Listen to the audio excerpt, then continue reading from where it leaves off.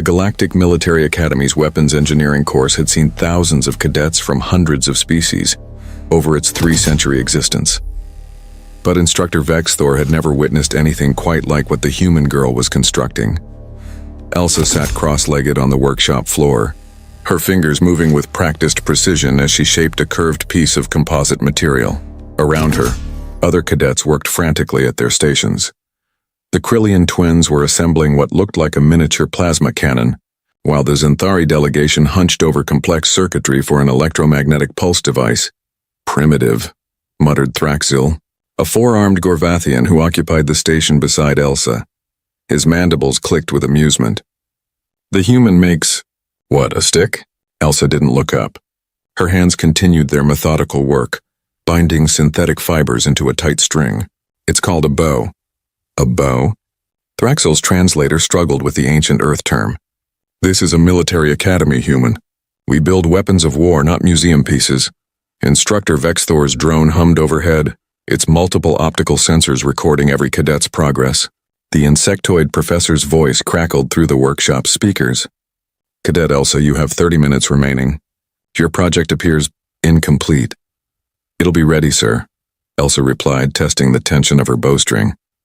Across the vast workshop, Jixen caught her eye and grinned. The other human in their class was knee-deep in what appeared to be a chemical propulsion system, something combustion-based that had their instructor both fascinated and nervous. Humans, Vexthor had learned, had an unsettling fondness for controlled explosions.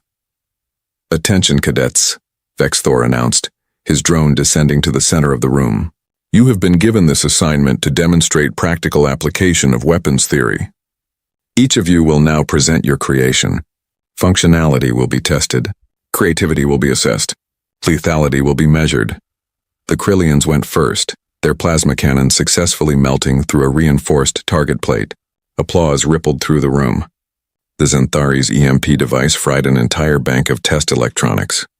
More applause, then came Thraxil's turn.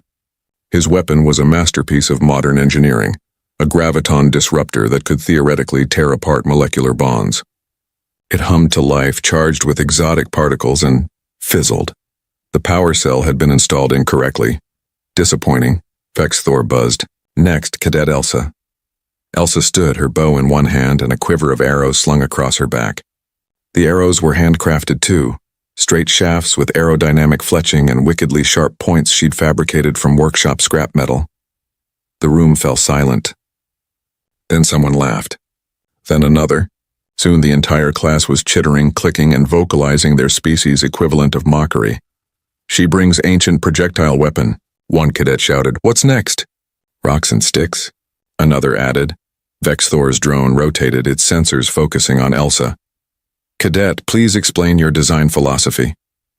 Elsa knocked an arrow, her stance shifting into something primal and purposeful. "My design philosophy is simple, Instructor. Weapons don't need to be complicated, they need to work." "Demonstrate," Vexthor commanded, gesturing toward the target range at the far end of the workshop. "With respect, sir, I'd prefer a moving target." The instructor's antennae twitched, surprise, perhaps, or intrigue.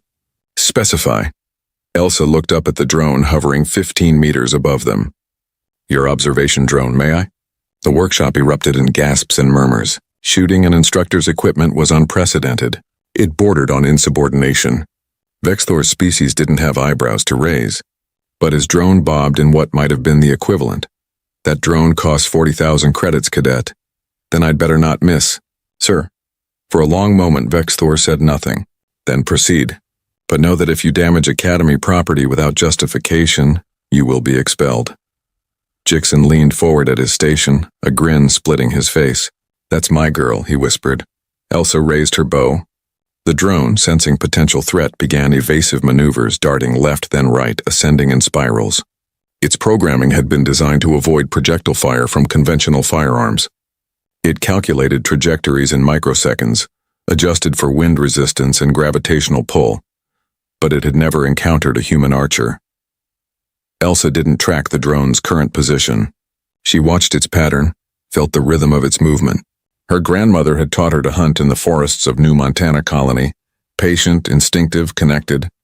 Technology could be hacked, jammed, disabled, But skill? Skill was eternal. She drew the string back to her cheek, her breathing steady. The workshop held its collective breath. Then she released. The arrow flew in a graceful arc, silent and swift. The drone juked left directly into the arrow's path. The projectile punched through its primary optical sensor, spiraled through its anti-grav stabilizer, and embedded itself in the workshop's foam ceiling. The drone dropped like a stone. Vexthor caught it with a gravitational field mere centimeters from the floor. Silence blanketed the room, then Jixon started clapping, slowly at first, then with genuine enthusiasm. One by one, other cadets joined, even Thraxel, his 4 hands creating a thunderous applause. Vexthor examined his damaged drone, then looked at Elsa with what might have been respect. "Explain your success, cadet." "The drone's evasion algorithms are sophisticated," Elsa said, lowering her bow. "But they're predictable. They assume incoming fire will be energy-based or ballistic rounds with specific velocities. A bow operates outside those parameters. And," she paused, choosing her words carefully, "it requires no power source, produces no electronic signature, and can't be jammed or traced. In an era where every weapon leaves a digital footprint, sometimes the oldest technology is the most invisible." The instructor's antennae quivered. "You intentionally chose obsolescence as an advantage." "I chose reliability, sir, and unpredictability." Vexthor's translator emitted something that might have been a laugh. "Cadet Elsa, your weapon is impractical, outdated, and violates 16 standards of modern warfare doctrine." He paused. "It is also brilliant. Full marks." As Elsa returned to her station, Jixon approached, still grinning. "You know everyone's going to want to learn how to shoot now, right?" She smirked. "Good, let them try. It only took me 10 years to get that shot." "Humanity," Jixon said, shaking his head in wonder. "We bring bows to gunfights and somehow still win." "Not somehow," Elsa corrected, running her fingers along the bow's curve. "We remember that before we reached for the stars, we learned to reach for the sky. And that's a lesson the galaxy forgot." Above them, Vexthor's backup drone recorded everything, already uploading the incident to the Academy's tactical database. Within hours, military theorists across 12 systems would debate the implications. But Elsa didn't care about that. She simply strung another arrow and smiled.